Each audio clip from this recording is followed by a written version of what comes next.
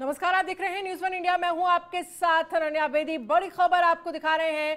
थोड़ी देर में बूथ विजय अभियान का शुभारंभ करेंगे जेपी नड्डा। बड़ी खबर, जहां पर थोड़ी देर में बूथ विजय अभियान का शुभारंभ करेंगे। दिल्ली से वीडियो कॉन्फ्रेंसिंग के जरिए आगाज करेंगे बीजेपी अध्यक्ष।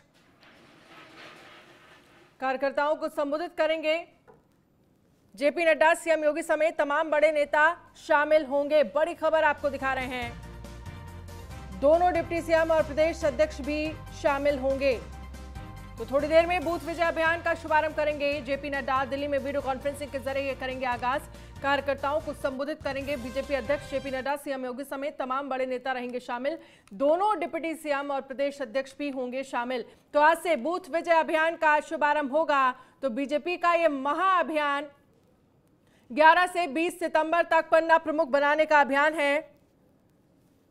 17 सितंबर से 7 अक्टूबर तक सेवा समर्पण अभियान चलाया जाएगा। इसके साथ ही पीएम मोदी के जन्मदिन पर चलेगा सेवा समर्पण अभियान। तो बीजेपी का यह महाअभियान 19 सितंबर को योगी सरकार के 4.5 साल पूरे हो रहे हैं। 27,700 शक्ति केंद्रों पर चौपाल होंगे, जिसके जरिए तमाम विकास के कामों को जनता तक पहुंचाया जाएगा। 20 सितंबर को जनता के बीच जाएंगे बीजेपी विधायक। तो सभी विधायक विकास कार्यों और उपलब्धियां गिनाएंगे।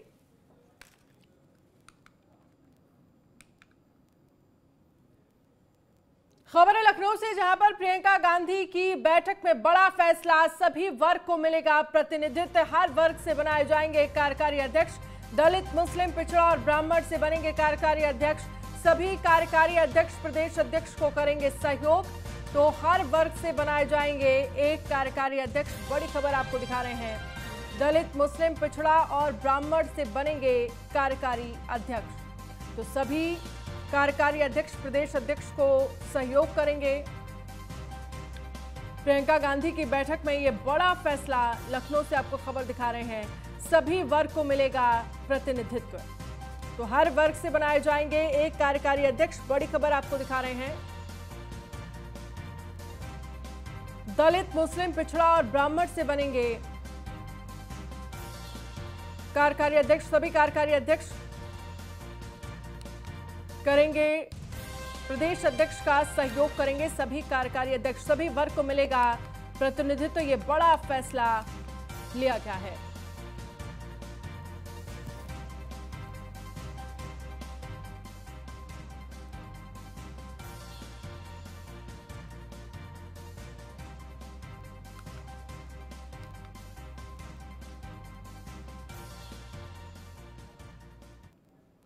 और झांसी के रक्सा थाना इलाके में तेज रफ्तार का कहर देखने को मिला, जहां पत्रकारों की कार अनियंत्रित होकर डिवाइडर से टकरा गई। हादसे में कार सवार पत्रकार जितेंद्र शर्मा अस्पताल में इलाज के दौरान मौत हो गई, जबकि 2 पत्रकार और एक अन्य घायल हो गए, जिनका अस्पताल में इलाज चल रहा है। जानकारी के मुताबिक झांसी के एक बड़े संस्थान में कार्यरत पत्रकार जितेंद्र शर्मा, पत्रकार हिमांशु वर्मा और पत्रकार नरेंद्र प्रताप अपने एक अन्य साथी के साथ झांसी शिवपुरी मार्ग पर कार से गए थे।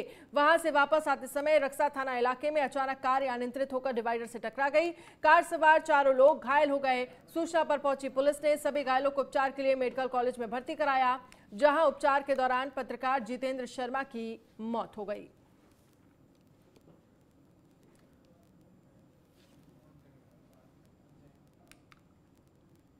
वाराणसी के चौबेपुर थाना इलाके के शंकरपुर में उस समय हड़कंप मच गया जब 2 पक्षों में जमीन विवाद को लेकर जमकर लाठी डंडे चलने लगे। दोनों तरफ से हुई मारपीट में करीब आधा दर्जन लोग घायल हो गए, जिन्हें मंडलीय चिकित्सालय में भर्ती कराया गया है। वहीं मौके पर पहुंची पुलिस टीम पूरे मामले की जांच में जुट गई है।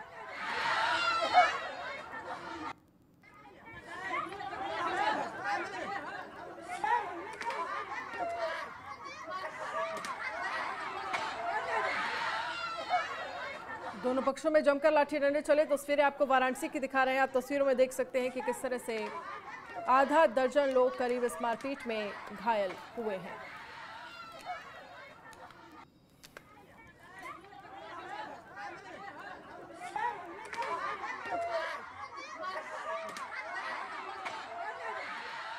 सरकारी आवास आया है नरेंद्र मोदी जी का, और हम लोग आवास बना रहे थे। इसमें हम लोग 40-45 साल से बसे हैं और उसके बाद विरोधी पार्टी का उतना दिन चक नहीं था। आज वो लोग बोल रहे हैं चक है और गांव का प्रधान भी बोल रहे हैं इन लोग का चक है। और उसके बाद हम लोग जब बना रहे थे तो छोटेलाल होमगार्ड, बसंत राजभर, दिलीप राजभर ये लोग आकर के तुरंत मारने पीटने लगे हम लोग। जबेपुर ये ग्राम प्रधान और बसंत और छोटेलाल होमगार्ड ये लोग मतलब ललकार के मरवा रहे हैं सबको। तो आवास आया था, आवास बनाने के लिए डीएम से आदेश भी हुआ था बनाने के लिए लोगों को। हम लोग बना रहे थे, वो लोग पीछे से सब लोग आए और मारने लगे सब। और आगरा से बड़ी खबर आपको दिखा रहे हैं, जहां उद्घाटन से पहले खंडर हुए आवासों का मामला रुड़की की टीम कर रही है 3640 आवासों की जांच। 3 जांच की रिपोर्ट आने के बाद की जाएगी कार्रवाई। जर्जर मकानों को चिन्हित कर किया जाएगा ध्वस्त। पहली जांच में गुणवत्ता पर उठाए गए थे सवाल। बीएसयूपी योजना के तहत 2009 में बनाए गए थे मकान। जांच में दोषी पाए जाने वाले लोगों पर भी कार्रवाई होगी। सितंबर तक तीनों जांच की रिपोर्ट आने की उम्मीद जताई जा रही है। तो रुड़की की टीम कर रही है 3640 आवासों की जांच। 3 जांच की रिपोर्ट आने के बाद यह कार्रवाई होगी।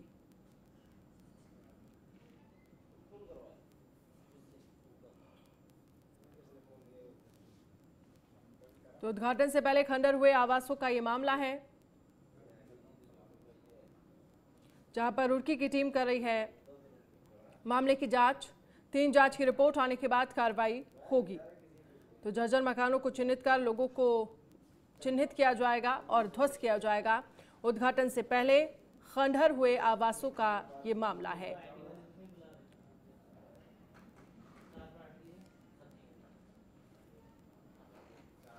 तो 3 जांच की रिपोर्ट आने के बाद ये कार्रवाई, जर्जर मकानों को चिन्हित कर किया जाएगा ध्वस्त।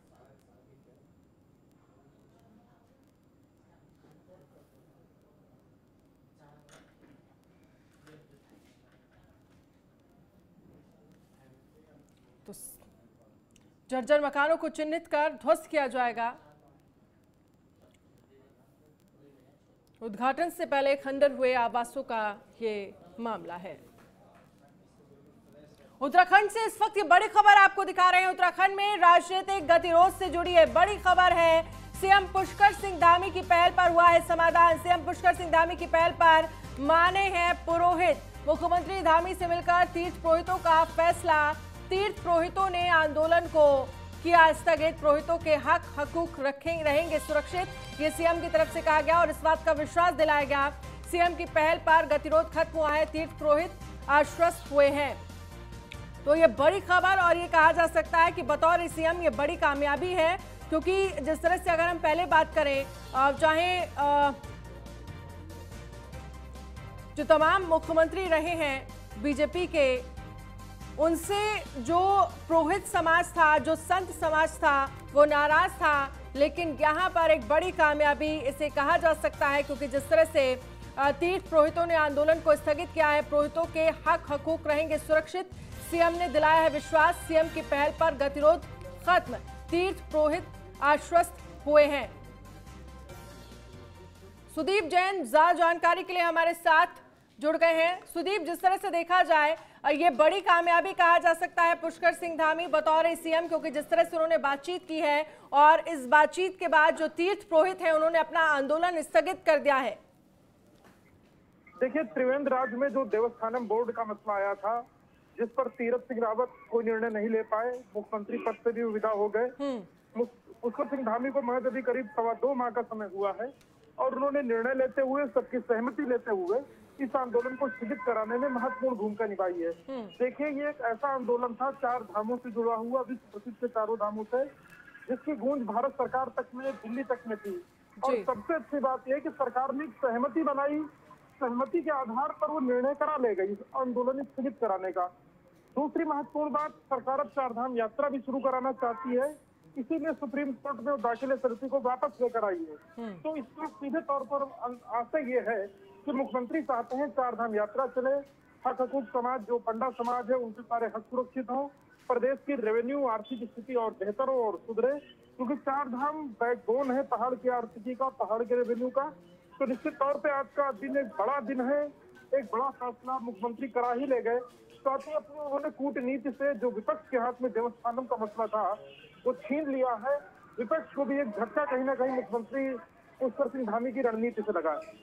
बिल्कुल, लेकिन इन सब के बीच अगर हम समझने की कोशिश करें सुदीप, क्योंकि जिस तरह से ये कहा जा सकता है, क्योंकि हम काफी समय से नाराज चल रहे थे, जो तमाम तीर्थ पुरोहित हैं और चाहे तमाम संत समाज की बात कर लीजिए, इसका सीधा फायदा आने वाले विधानसभा चुनाव में भी उत्तराखंड में बीजेपी को मिलेगा।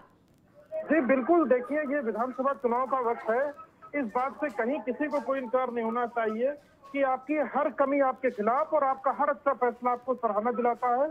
इसी प्रकार से जब चुनाव मोड में आप होंगे, चुनावी वक्त ये चल रहा है, तो ये सारी चीजें काउंट करती हैं, मैटर करती हैं। मुख्यमंत्री जिस आंदोलन को स्थगित करा के लेके गए वो कहीं ना कहीं उनकी एक परिपक्वता का संदेश दून से लेकर दिल्ली तक लेकर जा रहा है। तो निश्चित तौर पर एक महत्वपूर्ण समय है और जिस प्रकार से विधानसभा चुनाव निकट है तो उसमें इस काम की ये टाइमिंग और भी अहम हो जाती है। चलिए सुदीप, बहुत बहुत शुक्रिया तमाम जानकारी के लिए। तो सीएम पुष्कर सिंह धामी की पहल पर यह समाधान हुआ। सीएम पुष्कर सिंह धामी की पहल पर पुरोहित आखिरकार मान गए हैं, आंदोलन को स्थगित उन्होंने कर दिया है। पुरोहितों के हक हकूक सुरक्षित रहेंगे, सीएम ने दिलाया है विश्वास। सीएम की पहल पर गतिरोध खत्म, तीर्थ पुरोहित आश्वस्त हुए हैं और ये बड़ी कामयाबी के रूप में देखा जा रहा है।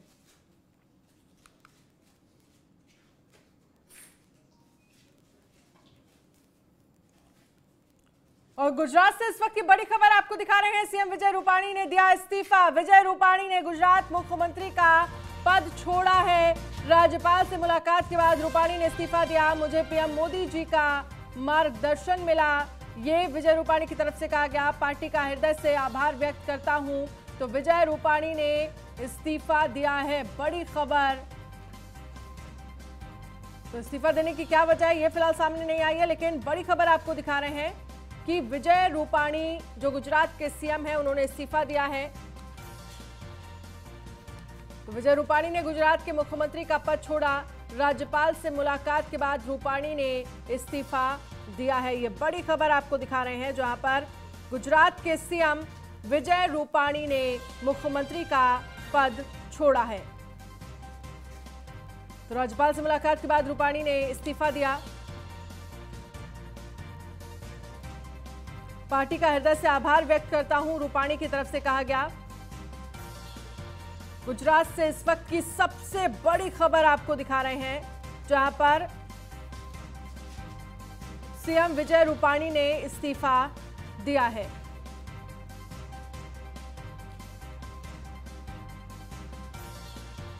तो राज्यपाल से मुलाकात के बाद रूपाणी ने इस्तीफा दिया, बड़ी खबर आपको दिखा रहे हैं। तो गुजरात में सियासी हलचल तेज हो गई है। विजय रूपाणी ने इस्तीफा दिया है। ब्रजेश श्रीवास्तव एसोसिएट एडिटर हमारे साथ फोन लाइन पर जुड़ गए हैं। ब्रजेश, क्या कुछ जानकारी मिल रही है? सीएम विजय रूपाणी ने इस्तीफा दिया है, गुजरात से ये सियासी हलचल वाली खबर, बड़ी खबर, क्या कहेंगे इस पर? देखिए, सबसे बड़ी बात यह है कि अपने आप में भले हैरान कर देने वाली बात हो, लेकिन सबसे अहम बात यह है कि लगातार पिछले 5 महीने से 5 मुख्यमंत्री बीजेपी ने अपने बदले हैं। 5 मुख्यमंत्रियों ने इस्तीफा दिया है, ये अपने आप में एक बेहद अहम है।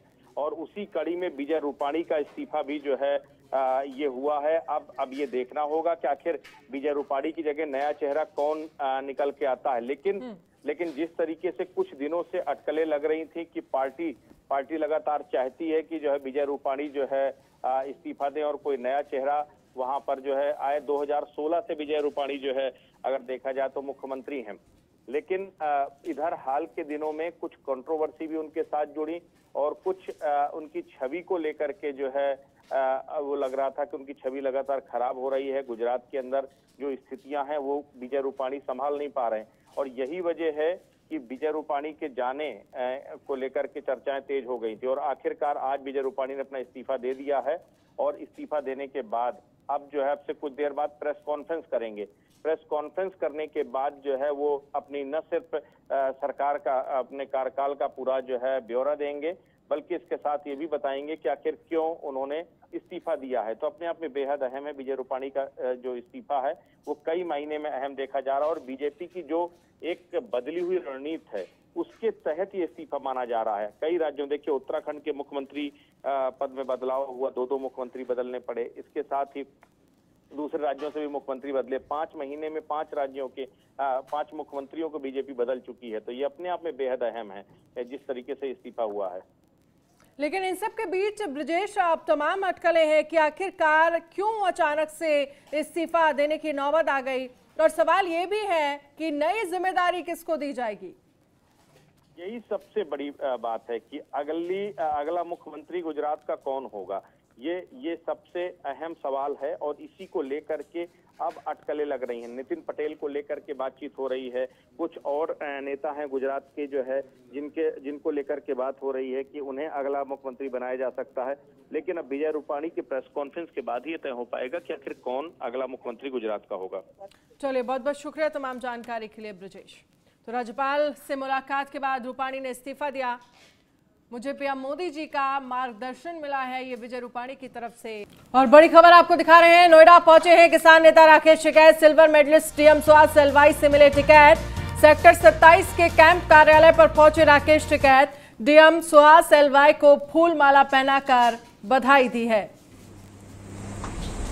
तो नोएडा पहुंचे किसान नेता राकेश टिकैत, जहां पर silver medallist DM Suhas LY से टिकैत की मुलाकात हुई है।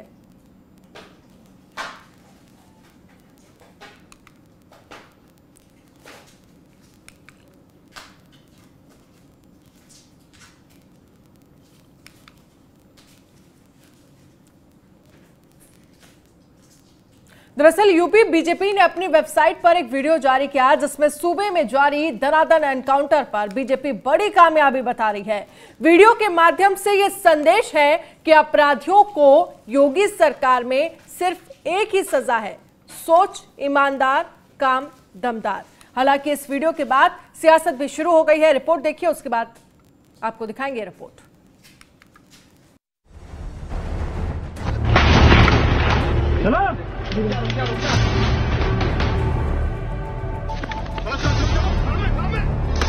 हमने कहा जो कभी नहीं हुआ वही तो करने के लिए हम लोग आए हैं। जो लोग अगर अपराध करेंगे ठोक दिए जाएंगे।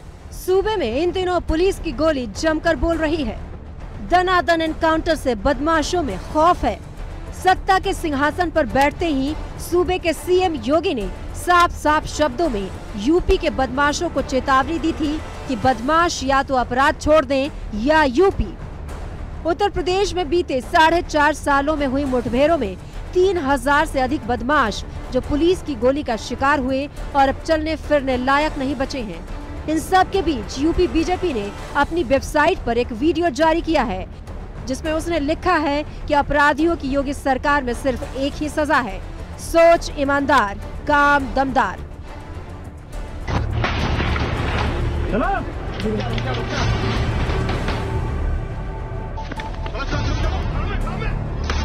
हमने कहा जो कभी नहीं हुआ वही तो करने के लिए हम लोग आए हैं। जो लोग अगर अपराध करेंगे ठोक दिए जाएंगे।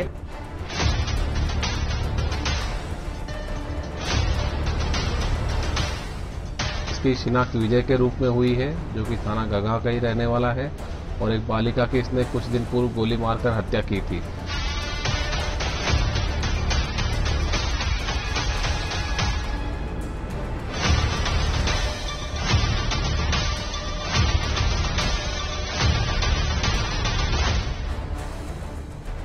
और 48 सेकंड के इस वीडियो में बीजेपी सरकार की बड़ी कामयाबी बता रही है। तो वहीं विरोधियों पर बीजेपी ने इस वीडियो के जरिए हमला बोला है, जिसके बाद बीजेपी के प्रचार पर विपक्ष ने हमला किया है। बीजेपी चाहे जितना ढोंग कानून व्यवस्था के नाम पर कर ले, लेकिन उसे ये पता है कि उसके 312 विधायकों में 114 पर आपराधिक मामले दर्ज हैं, 83 विधायकों पर गंभीर आपराधिक मामले दर्ज हैं, 20 मंत्रियों पर क्रिमिनल केसेस दर्ज हैं जो हत्याओं के मामले दर्ज हैं। रही बात इनकाउंटर की, तो ज्यादातर फेक इनकाउंटर उत्तर प्रदेश में हुए हैं। माननीय सुप्रीम कोर्ट ने भी 2 जुलाई 18 को फटकार लगाया उत्तर प्रदेश सरकार को। राष्ट्रीय मानवाधिकार ने भी एक रिपोर्ट सबमिट की कि सबसे ज्यादा कस्टोडियल डेथ और फेक इनकाउंटर उत्तर प्रदेश में हुए हैं। बहुजन समाज पार्टी की राष्ट्रीय अध्यक्ष आदरणीय बहन कुमारी मायावती जी ने 7 तारीख को, जैसा उन्होंने कहा, क्योंकि बहुजन समाज पार्टी के कथनी और करनी में कभी कोई फर्क नहीं रहता है, उन्होंने साफ संदेश दिया कि आने वाले 2022 में उत्तर प्रदेश का हम तस्वीर बदलने जा रहे हैं। इसी के मद्देनजर आदरणीय बहन कुमारी मायावती जी ने यह भी फैसला लिया कि 2022 में किसी भी माफिया टाइप के लोगों को टिकट नहीं दिया जाएगा। अगस्त में सूबे की सरकार ने एनकाउंटर पर एक डाटा जारी किया था। डाटा के मुताबिक मार्च 2017 के बाद पुलिस और बदमाशों के बीच मुठभेड़ की घटनाएं बढ़ी हैं।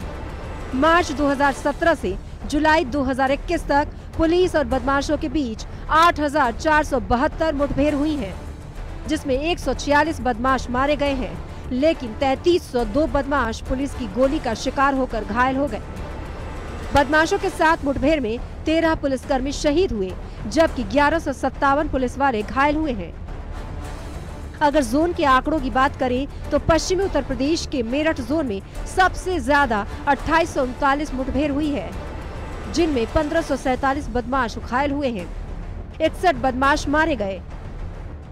आगरा जोन में 1884 एनकाउंटर हुए तो 218 बदमाश पुलिस की गोली से घायल हुए हैं, 18 अपराधी मारे गए। बरेली जोन में 1173 एनकाउंटर हुए, जिनमें 299 बदमाश घायल हुए हैं, 7 मारे गए और 2642 बदमाश गिरफ्तार किए गए। विधानसभा चुनाव नजदीक है, सभी पार्टियां जनता के बीच जाकर अपनी अपनी उपलब्धियां गिना रही हैं। बीजेपी इन चुनावों में अपराध मुक्त यूपी को बड़ा मुद्दा बनाकर जनता के बीच जा रही है। बीजेपी ने इसी कड़ी में अपनी वेबसाइट पर एनकाउंटर का वीडियो जारी करते हुए विपक्ष पर हमला बोला है, जिसको लेकर समाजवादी पार्टी और बहुजन समाजवादी पार्टी आग बबूला है। Bureau report, news 1 India.